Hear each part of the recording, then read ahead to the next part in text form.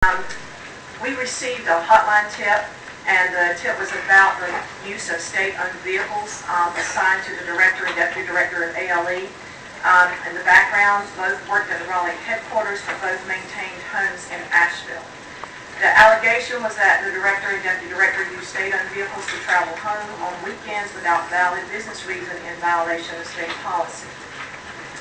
Our findings, the first one was that management repeatedly denied our auditors ready access to records and personnel. Initially, when we got this allegation, we started out with, number one, triaging the allegation to see if it's, valid enough to move forward on.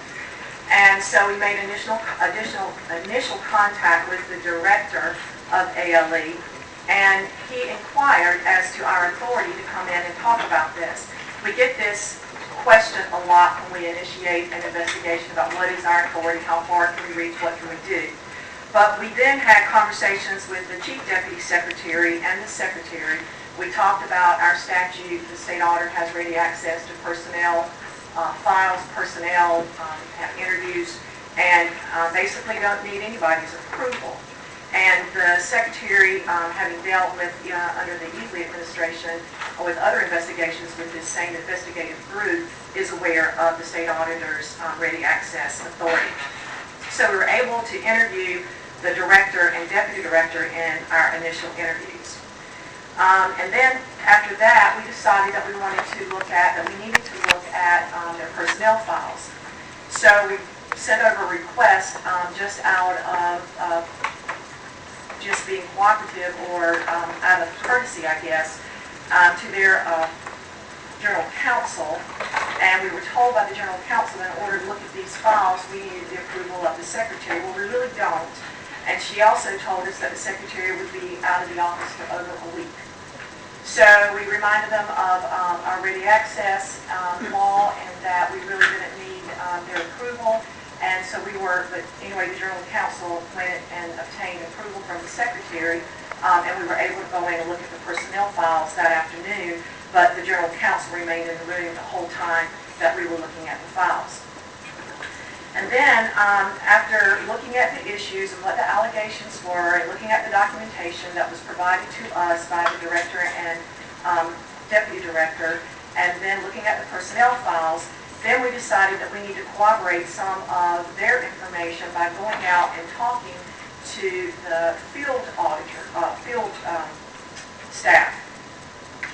Because what was said, and I'll kind of give you a quick rundown, this is in the presentation later on, but basically what's being said is that they were always driving those cars for a valid business purpose. And the policies of crime control and public safety is that an officer, and the officers are allowed, unlike me, I have to pay for personal miles if I drive them, which is back and forth to my home on my city car. Well, an officer, because they have an equipped car, can drive their car back and forth home.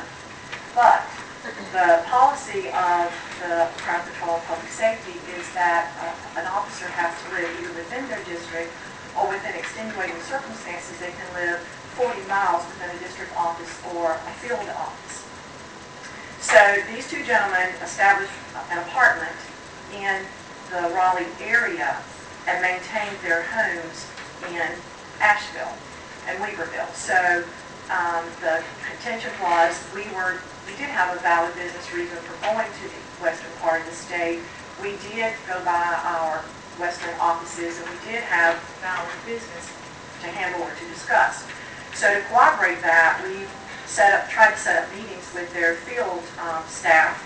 And so we had a conversation with the chief deputy secretary, and basically said because these field staff are supervised by the two people in question, then we need to just have, if somebody has a question about our authority, we need them to have call you, Mr. Chief Deputy Secretary. And he was in agreement that that would happen.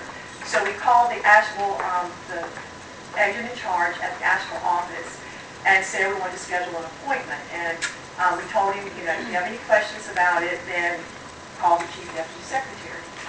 So we scheduled the appointment for the very next day, and then within 2 hours, the Chief Deputy Secretary called back and said, I thought you were going to run all this through me. In other words, I thought I was going to schedule the appointment or bring them down here in Raleigh and talk to them. Well, all this starts running the investigation through a filter at the top, and it's just not the way to conduct an investigation. So we said, no, we clarified this up front. We're going to do this interview tomorrow.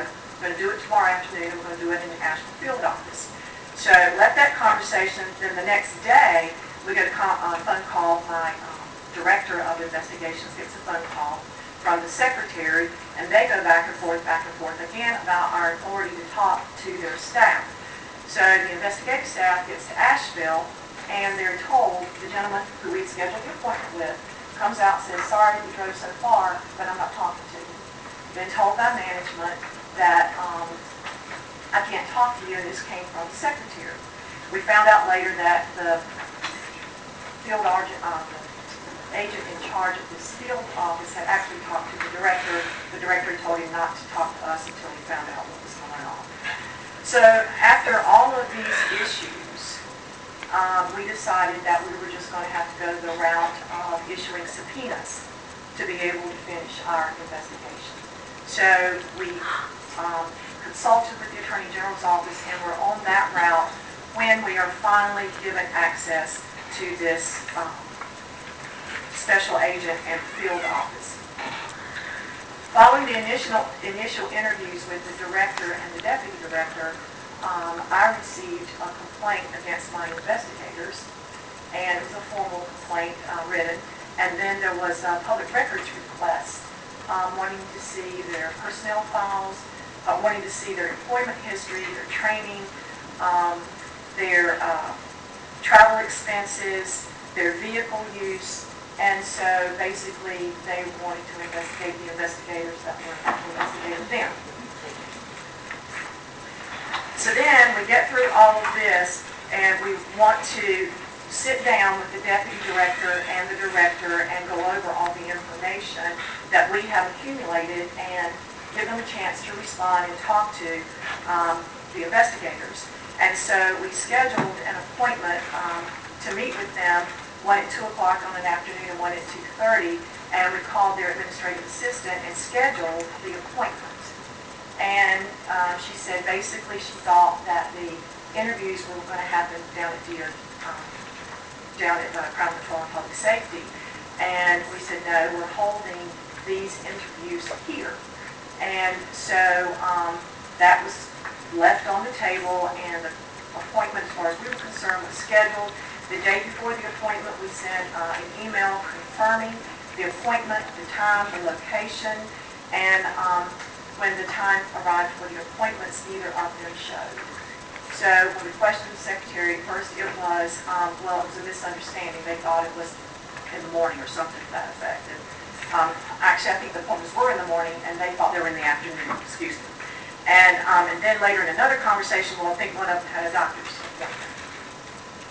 So again, this has just been an impediment and obstacles all along the way in trying to get this investigation done.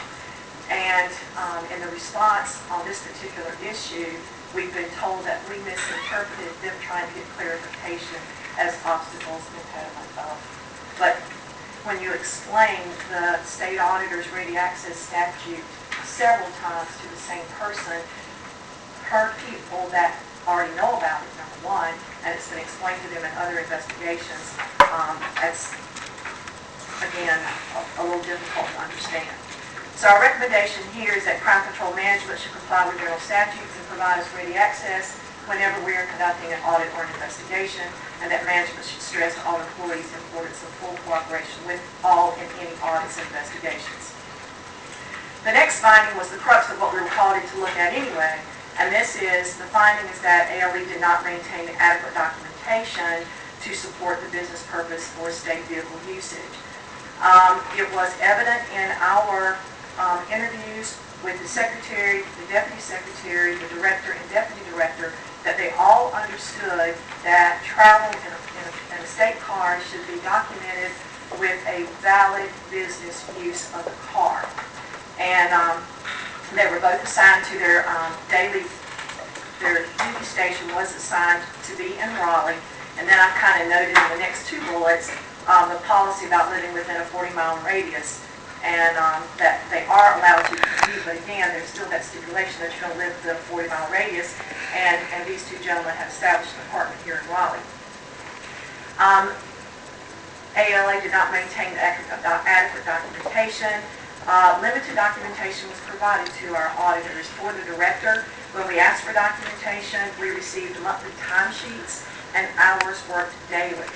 And then when we looked at from January 2010 to September 2011, it was noted on the miles traveled per month was noted on that timesheet, but there's no specifics about where they went, what they did, and was there a valid business reason.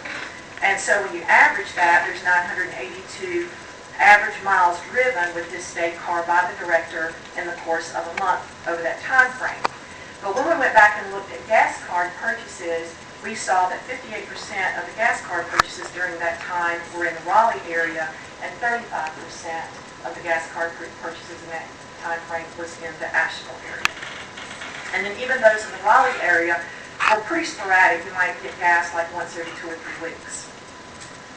For the deputy director, when we asked for documentation there, we got a detailed activity log, and still you didn't get, the activity log would support some of the uses of that car going west, and then sometimes there was no documentation for it. So that's where we interviewed the ALE field office agents, and we interviewed some in the west and some in the east, and those in the east, or not east, but other parts of the district offices, the field agents said that the director did not come out, and the deputy director did not come out there unless it was a scheduled meeting or a valid business reason. When we talked to the field agents in the eastern part of the state, it was more of they dropped by, had a general conversation, dropped off some supplies or something like that. So they really didn't appear in our conversations. So per the activity log, some were documented, some were not. And then in conversations with the field office agents, they couldn't validate that those were valid business reasons why the travel to the western part of the state. And then the deputy director, when asked why he didn't visit the other district agencies, district offices, basically said, they're not on my way home.